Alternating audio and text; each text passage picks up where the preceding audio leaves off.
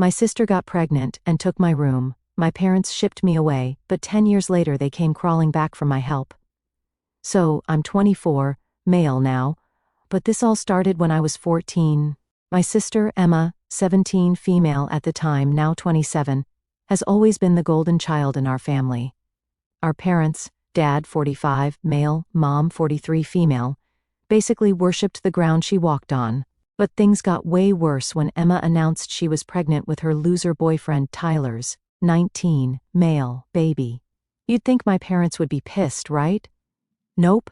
Mom actually hugged her and started crying about how she was going to be a young grandma, and how blessed our family was. Meanwhile, Dad just sat there, staring at his plate, not saying a word. Classic dad move. He never stands up to Mom, ever. I remember sitting there at the dinner table, literally with my mouth hanging open, like, are you kidding me? If I had told them I got some girl pregnant at 14, they'd probably have shipped me off to military school or something. But Emma? Nah, she gets a hug and congratulations. That pretty much sums up my entire childhood. Emma has always been the golden child. When I got a C in math last semester, I lost my gaming privileges for a month. When Emma failed 2 classes last year, Mom said she was going through a lot emotionally, and bought her a new phone to cheer her up. The double standards in this house are insane. I could write a freaking novel about all the times she got special treatment, but I'll spare you guys the details. And Tyler? This dude is the definition of a deadbeat. He's been fired from like 4 jobs in the past year. Last Christmas, he actually showed up with a gift for Emma that still had the security tag on it. We all pretended not to notice, but, like, come on, dude. He shows up at our house uninvited, raids our fridge, and talks to my parents like they owe him something. He's got this stupid neck tattoo that says no regrets, ironic considering his life choices. And he drives this beat-up Honda that makes our whole street smell like burning oil. The first time Tyler came over for dinner was about 3 months before the pregnancy announcement. I remember him bragging about how he doesn't believe in college because entrepreneurs don't need degrees. Meanwhile, this guy was literally working at a car wash and living in his mom's basement. But my parents just nodded along, like he was dropping wisdom or something. Dad would occasionally glance at me with this look that said, "Is this guy for real?" But he never said anything. I tried to warn my parents about Tyler one time.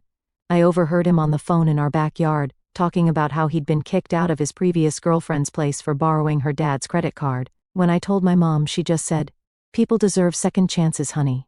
Tyler is going through a rough patch. A rough patch that apparently lasted his entire life.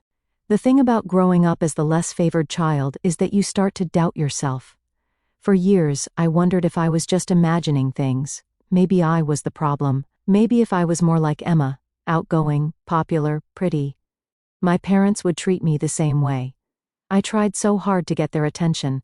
I got good grades, mostly kept my room clean, even joined clubs I thought would impress them. Nothing worked. Emma could burn the house down, and they'd probably blame it on faulty wiring.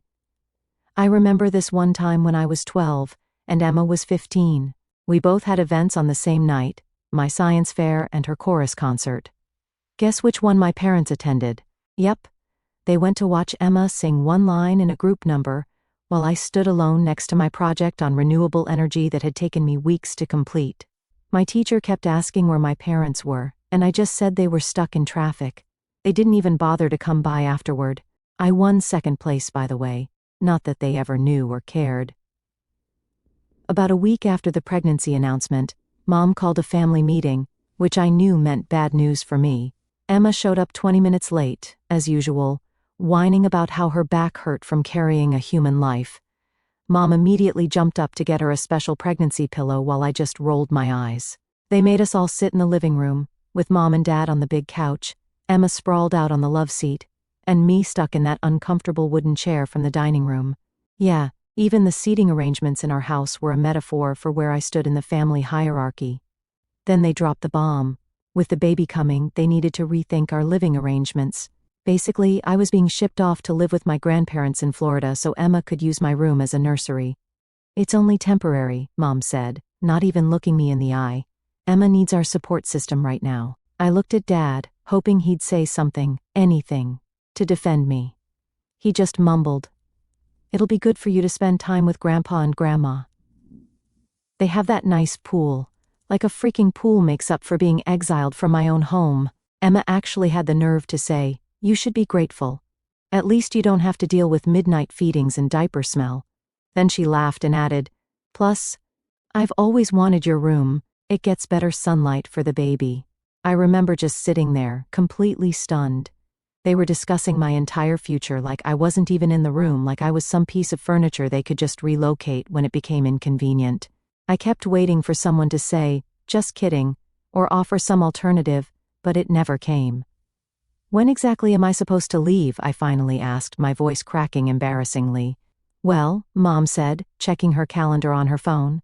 "Grandma and Grandpa said you could come any time, but we thought maybe after the school year ends. That gives you about 6 weeks to say goodbye to your friends." 6 weeks, like that was some generous time frame to completely uproot my life. I had lived in our town my entire life. All my friends were here. My school, my teachers, the comic book store where I hung out on weekends, the park where I was just starting to get decent at skateboarding. Everything I knew was here. "Do I get any say in this?" I asked, already knowing the answer. "Honey," Mom said with that fake sympathy voice she uses when she's pretending to care, "sometimes families have to make tough decisions. This is what's best for everyone. Everyone except me," I muttered. "Don't be so dramatic," Emma said, rolling her eyes. "It's not like being sent to prison. Florida has beaches and stuff." I still remember the exact moment when I realized I was completely disposable to my family. It was when my mom started talking about how they'd repaint my room, which I'd just gotten to paint dark blue last year after begging for ages, to a nice sunny yellow for the baby. She was already planning which of my posters would come down and where the crib would go, all while I was sitting right there. "But what about my school, my friends, the soccer team tryouts?" I asked, trying to keep my voice from cracking. "You'll make new friends," Mom said dismissively. "And Florida schools are probably better anyway." I looked at Emma, hoping for at least some sign that she felt bad about this whole situation. She was texting someone, not even paying attention to the conversation that was literally changing my entire life. When she finally looked up, she just said, "Can we wrap this up? I'm meeting Tyler for dinner." That night, I locked myself in my room and cried for the first time in years. Not that anyone noticed or cared. The next few weeks were hell. Emma started moving baby stuff into my room before I even packed. She and Mom went on a shopping spree for baby clothes, while I was told we needed to budget when I asked for new sneakers for Florida. One day, I came home from school and found my bookshelf had been emptied, with all my books shoved into cardboard boxes in the hallway. When I asked what was going on, Mom said, "Oh, we need the shelf for the baby's things. You weren't taking those books to Florida anyway, right? We'll store them in the attic." Those books were my escape. I'd saved up for years, buying them at garage sales and from the used bookstore downtown. Some had notes in the margins, little thoughts I'd had while reading, and now they were just being packed away like they meant nothing. Like I meant nothing. Tyler started hanging around more too, acting like he owned our house. One day, I caught him wearing my favorite Bulls hoodie. When I called him out, he just shrugged and said, "Chill, little man. You won't need warm clothes in Florida anyway." I wanted to punch him so bad. The worst part was that my mom saw this happen and said nothing. Actually, that's not true. She told me to stop making a scene when I demanded my hoodie back. Tyler just smirked behind her back. I never got that hoodie back, by the way. I bet he sold it or lost it somewhere. Things just kept getting worse. My mom and Emma started having these conversations about the baby right in front of me, like I was invisible. They'd talk about how they'd convert my desk area into a changing station, or how they'd need to get rid of my bed to make room for the crib, just completely erasing any trace that I had ever existed in that space. I tried to talk to my friends about what was happening, but they didn't really get it. Most of them thought moving to Florida sounded cool. "Dude, you'll live right by the beach, or maybe you'll see an alligator." They didn't understand that I was basically being kicked out of my own family. My best friend, Alex, was the only one who seemed to really get how messed up it was. "That's some serious bullshit, man," he said when I told him. "They can't just ship you off because your sister got knocked up. That's not your fault." It felt good to have someone validate what I was feeling, but it didn't change anything. I was still being sent away, and nobody who could actually do anything about it seemed to care. I tried talking to Dad alone one night, when he was in the garage organizing his tools. "Dad, this isn't fair." Why do I have to leave? Why can't Emma and Tyler get their own place? Dad just sighed and looked tired. Sometimes in families we have to make sacrifices. Your mom thinks this is best for everyone. But what do you think? I pushed. He just shook his head. What I think doesn't matter much around here, son, you know that. I saw something in his eyes that night, this defeated look that made me realize he'd given up fighting my mom years ago, maybe before I was even born. It was like looking at my future if I stayed in this toxic environment, and it scared the hell out of me. I tried one last-ditch effort to stay. I went to my guidance counselor at school and explained the situation, hoping maybe she could talk to my parents or something. She seemed concerned and called them in for a meeting, but, of course, my mom just put on her perfect parent act, talking about how this was a wonderful opportunity for me to bond with my grandparents, and how they were making this sacrifice as a family.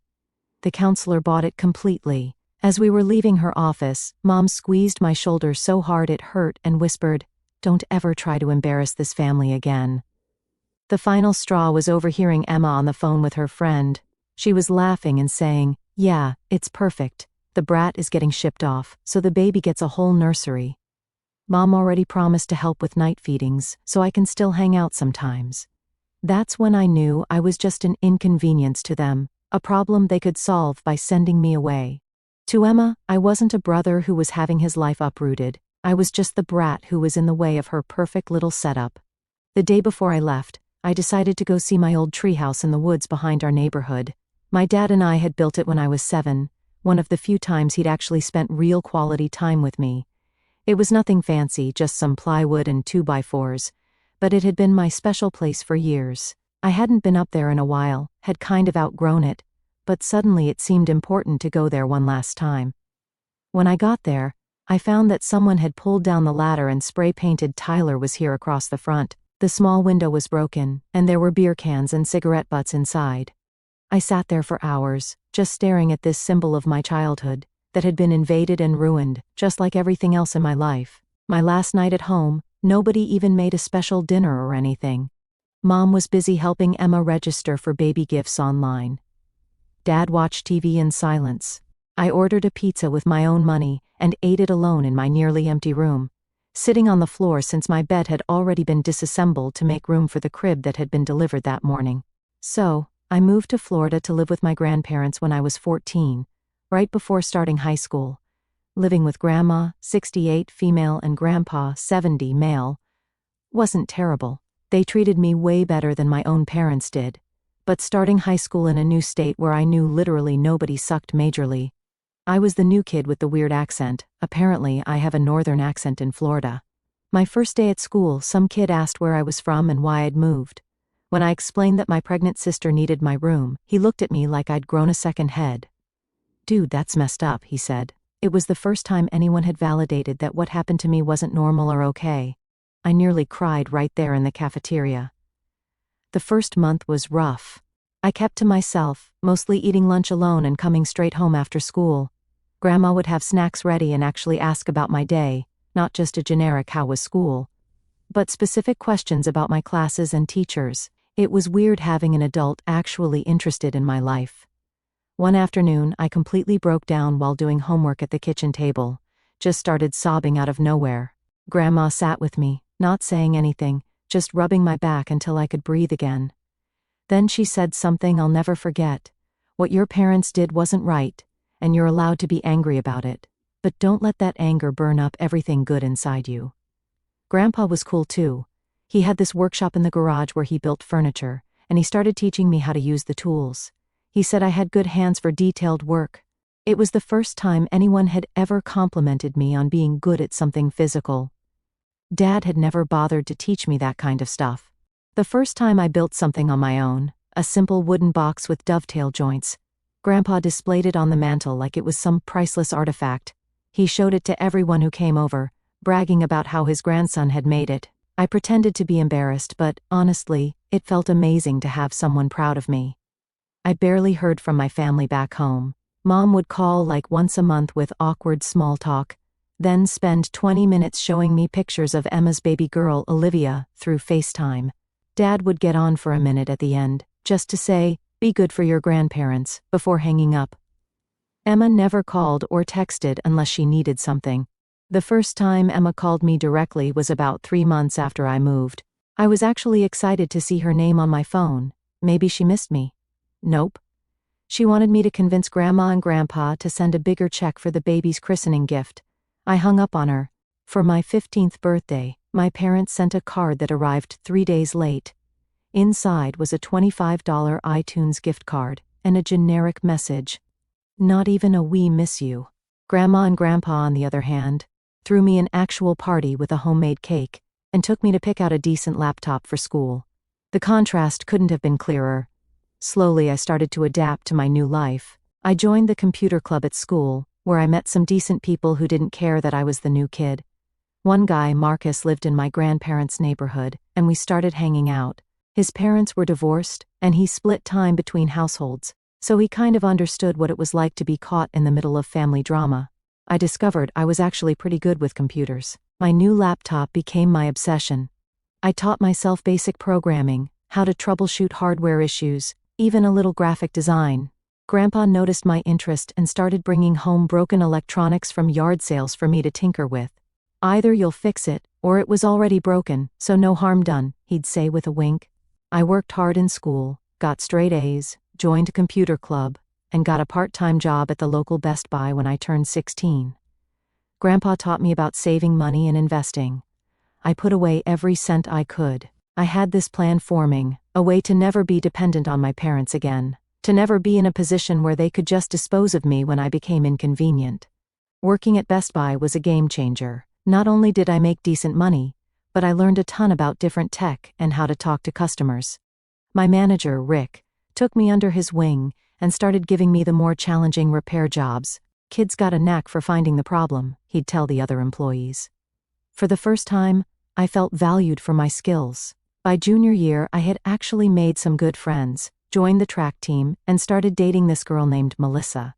She moved to California for college, but we're still friends. Life was normal. Sometimes I'd go weeks without even thinking about my parents or Emma. The pain never completely went away, but it faded from a sharp stab to a dull ache. I did go back home once during my junior year. It was for Thanksgiving, and Grandma insisted we should all be together for the holiday. That visit was eye-opening. My old room was completely transformed, pink walls, crib, changing table. No sign that I had ever lived there. Emma was living at home with Olivia, who was a toddler by then. Tyler was between jobs as usual, and played video games the whole time I was there. The weirdest part was how they all acted like nothing had happened. Like me being sent away was just some normal thing that families did. Mom kept saying things like, "Oh, we should show you the mall they've renovated since you lived here," as if I'd just been away at camp or something. Dad was a little better. He actually apologized one night when we were alone, saying he should have handled things differently. But it was too little, too late. I couldn't wait to get back to Florida after that visit. It made me realize that my grandparents' house had become more of a home than my parents' house had ever been. When I graduated high school at 18, my parents flew down for the ceremony. It was awkward as hell. They acted like the past 4 years hadn't happened. Mom kept showing my grandparents' neighbors pictures of Olivia, now 4, and talking about how Emma was such an amazing young mother despite all her challenges. Challenges meaning the consequences of her own choices, by the way. Like how Tyler moved out when Olivia was 6 months old, then moved back in, then moved out again, a pattern he'd repeat about a dozen times over the years. Or how she'd gotten fired from 3 different retail jobs for always calling in sick, translation hungover. But in my mom's eyes, Emma was still this poor, struggling angel who deserved endless support and praise for doing the basic parenting that millions of people do every day. At the graduation dinner, I announced I wasn't coming back home. I was staying in Florida, getting my own place, and starting my own computer repair business. Mom seemed shocked. Dad just nodded, like he knew this was coming all along. "But don't you want to come home?" Mom asked, genuinely confused. "Your room is still there." It wasn't my room anymore, it was Olivia's room, as I'd seen in the background of countless video calls. "No," I said simply. "My home is here now." The hurt look on her face almost made me laugh. What did she expect? That I'd be eager to return to the place where I'd been tossed aside like old furniture? That I'd want to live as a guest in what used to be my home? Grandpa pulled me aside later that night and pressed something into my hand, a check for $5,000. Seed money, he called it, for your business. Don't tell your grandmother, she thinks we're just helping with first month's rent on your apartment. He winked at me and added, I believe in you, kid. That night, I realized something important. Family isn't just blood, it's the people who make room for you in their lives, who see your value, who believe in you. By that definition, my grandparents were more family to me than my parents and sister had ever been. From ages 18 to 24, now I built my computer repair business from nothing into a decent IT consulting company. I have my own condo, a new car, and actual savings. Not rich by any means, but stable and independent.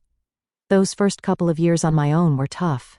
I lived in this tiny studio apartment that smelled like the Indian restaurant downstairs. I worked insane hours, doing repairs during the day, taking online classes to get certified in different systems at night, cold calling businesses to offer my services on weekends. Ramen became a food group. Sleep became optional. At first I was just fixing people's personal computers, removing viruses, upgrading hardware, retrieving lost data. I charged less than the big repair shops, so I got a lot of business through word of mouth. I'd make house calls with my toolkit in my backpack, riding my bike because I couldn't afford a car yet. My big break came when I helped the owner of a local accounting firm recover data from what they thought was a fried server. They'd been quoted thousands by a big IT company for the job. I fixed it in an afternoon for a few $100. The owner was so impressed he hired me on a monthly retainer to manage all their IT needs. That was my first real business contract. Slowly, things started coming together. Word of mouth spread. One satisfied customer would recommend me to another. I hired my first employee at 20, this community college kid who knew his way around networks. By 22, I had an actual office space with 3 employees. Now I have a team of 5, including a full-time office manager who handles all the stuff I hate dealing with. The best part of building my own business wasn't even the money, it was the control. For the first time in my life, I was making my own decisions, setting my own rules. Nobody could ship me off, or take my room away, or tell me I didn't matter. I was building something that was completely mine. Meanwhile, from the little I heard, Emma, now 27, was still living at home with Olivia, now 10. She dropped out of community college after 1 semester because it was too much with a child.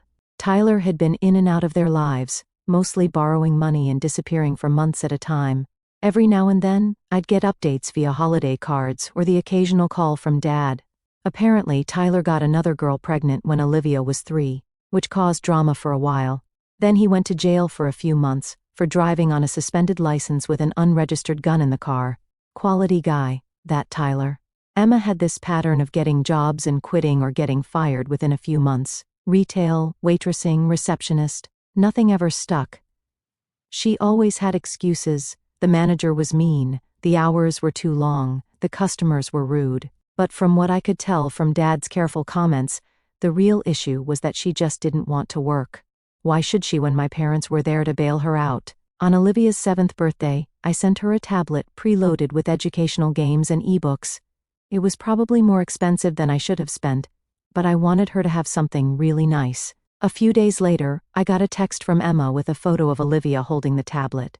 But the message was just, she says thanks for the iPad. It wasn't even an iPad, but whatever. No personal thank you from Emma. No acknowledgement of the effort I'd made to pick out age-appropriate content. Just the bare minimum. I tried not to let it bother me, but it did. Not because I wanted gratitude, but because it showed that nothing had changed. Emma was still the same selfish person she'd always been, and my parents were still enabling her behavior. My parents, now 53, female, and 55, male, were basically raising Olivia, while Emma worked part-time at a nail salon and went out with friends. Mom was still making excuses for her, calling her a young, free spirit who needed time to find herself. Dad sounded more and more tired on the rare occasions when we talked. The last time we had a real conversation, Dad mentioned that he was pushing back his retirement because they were still helping Emma get on her feet. He was 55 then, with back problems and high blood pressure, should have been thinking about winding down his career, not supporting his almost 30-year-old daughter and granddaughter. I kept in minimal contact. Christmas cards, birthday texts, that's it. I sent Olivia birthday and Christmas gifts each year, usually books or educational toys. I'd never met her in person, which was weird to think about. I had a niece I'd only seen through screens. Grandma and Grandpa were still my real support system. They never made me feel like a burden or an afterthought. Grandpa passed 2 years ago, heart attack, peaceful in his sleep. And that hit me hard, harder than anything I'd felt about my immediate family in years. I still call Grandma twice a week and visit for Sunday dinner whenever I can. The day of Grandpa's funeral was one of the worst days of my life. My parents came down, but Emma didn't. She claimed she couldn't find a sitter for Olivia, which was bullshit because my parents could have watched her. The truth was, she just didn't want to make the effort. My grandpa, who had basically saved me when my own family threw me away, wasn't worth a 6-hour drive to her. At the funeral, my mom tried to make it about her somehow, crying dramatically and telling everyone how her father had been such a wonderful man, as if she hadn't barely called him or visited over the past decade.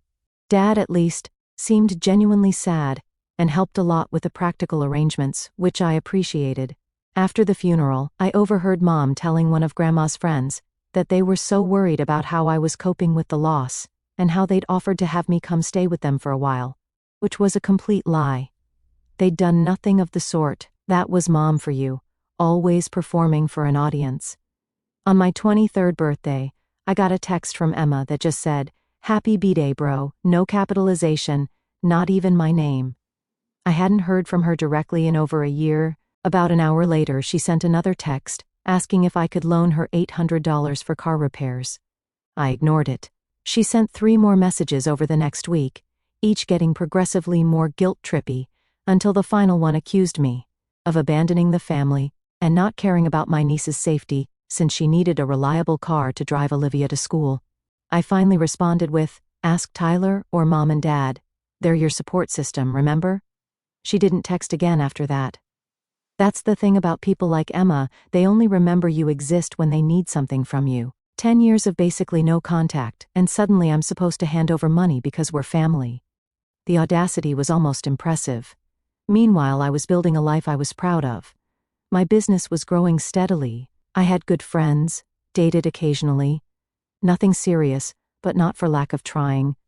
I was happy, genuinely happy, in a way I never had been growing up. Sometimes I think about the parallel universe where my parents had stood up to Emma, where they'd made her and Tyler figure out their own living situation instead of shipping me off. Would I be the same person? Would I have built the same life? It's impossible to know, of course, but part of me thinks that being forced to rely on myself at such a young age made me stronger, more determined. It's not a silver lining I would wish on anyone else, but it's something I've made peace with. Then, out of nowhere, my phone rang with Mom's number on a Tuesday afternoon. I almost didn't answer but figured it might be important. "Your sister was in a car accident," Mom said, her voice shaking. "She's okay, but she broke her leg in 3 places and fractured her hip. The doctors say she can't work for at least 6 to 8 months. I waited, knowing there was more coming. And Tyler left for good. He said he couldn't handle the pressure and moved to California with some girl he met online. We're struggling with the medical bills and taking care of Olivia. Your father's hours got cut back at work, and my arthritis is getting worse." Her voice trailed off before she finally said what she was calling for. "We were hoping maybe you could come visit, reconnect with the family, meet Olivia properly. Your father really misses you." Translation: the golden child is down for the count, her deadbeat baby daddy is gone for good, and they suddenly remembered they have another kid who might be useful. I sat there for a long time after hanging up, just staring at my phone. 10 years. It had taken 10 years and a financial crisis for them to reach out in any meaningful way. Not because they missed me or regretted what they'd done, but because they needed something from me. Part of me wanted to ignore the call, but then I thought about Olivia, a 10-year-old kid caught in the middle of all this adult dysfunction. None of this was her fault. And if I'm being completely honest, a tiny part of me wanted them to see what I'd become without them. I wanted them to know that the kid they'd tossed aside had built a life they now needed to turn to for help. So I called Mom back and said I'd come visit in a few weeks. I booked a hotel rather than staying at their house. No way was I sleeping on their couch, or in what used to be my room. Walking into my old house was weird. Family photos lined the walls, mostly Olivia at different ages with Emma and my parents. I noticed there were only 2 photos of me, my high school graduation, and 1 ancient school picture, from when I was about 12. My old bedroom was now a princess-themed kids' room with pink walls and unicorn bedding. Emma was on the couch, leg in a cast, scrolling through her phone. She barely looked up when I walked in. "Oh, you actually came," she said, like she was surprised I could be bothered. Mom hovered around nervously while Dad hugged me tight and whispered, "I've missed you," in my ear. He looked so much older, so beaten down. When Olivia came home from school, everything changed. She was bright and curious, with none of Emma's attitude. After a shy start, she lit up when she found out I worked with computers and bombarded me with questions about coding and games. That night, after Olivia went to bed, they finally got to the point. They were drowning in medical bills. Emma couldn't work, Tyler was gone, they were behind on the mortgage and Olivia's private school tuition. "We know it's a lot to ask," Mom said, "but you're doing so well with your business. We were hoping you might be able to help us out." Emma finally looked interested in my existence. "Yeah, bro, must be nice having all that freedom and money." I looked around at all of them. My entitled sister who never faced consequences, my enabling mother who always put her first, and my passive father who never stood up for me but at least seemed genuinely sorry. "I'll help," I finally said. Mom burst into tears of relief. "But I have conditions," I continued. "I'm not giving anybody a blank check. I'll pay for Olivia's basic expenses and medical bills directly to the providers, not to any of you, and the money goes through Dad, not either of you," I said, looking at Mom and Emma. Emma's smile vanished. "What, you don't trust us or something?" "No, actually I don't." Mom looked offended, but Dad just nodded, understanding completely. "That's fair," Dad said. "You have no reason to trust us." I also insisted Emma enroll in job training once she was physically able. She stormed out, but Dad surprised me by agreeing it was more than fair. As I walked out to my car that night, Dad followed me. "I should have stood up for you back then," he said quietly. "It was easier to just go along with your mother and Emma. I've regretted it every day since you left." I just nodded. I wasn't ready to forgive him yet, but I appreciated the acknowledgement. "Take care of Olivia," I said. "She deserves better than all this drama." As I drove back to my hotel, I realized I didn't hate them anymore. I just felt sorry for them. They'd created this mess with their favoritism and enabling, and now they were living in it. Meanwhile, I was free. The forgotten son who built himself from nothing. Maybe someday I'd have a real relationship with Olivia. Maybe even with Dad. But for now, them finally acknowledging they needed me, after years of making me feel worthless, that was enough. Edit. Wow, thanks for all the awards and comments. To clear up the timeline, I'm 24 now. I was 14 when I got sent to Florida. Emma was 17 when she got pregnant, and now she's 27 with a 10-year-old daughter. Edit 2. Some people are asking for updates. Yes, I'm still helping with Olivia's expenses, but only through my dad. Emma is still not working, even though doctors cleared her months ago. She's been looking into online classes for like 6 months now. My mom still makes excuses for her. The good news is that I'm developing a relationship with Olivia. We video chat once a week and talk about books and coding. She's really smart, and I'm trying to be the person I needed when I was her age. Edit 3. To the people saying I should just cut them all off completely, I get where you're coming from, believe me. But Olivia is innocent in all this, and I don't want to punish her for her mom's mistakes.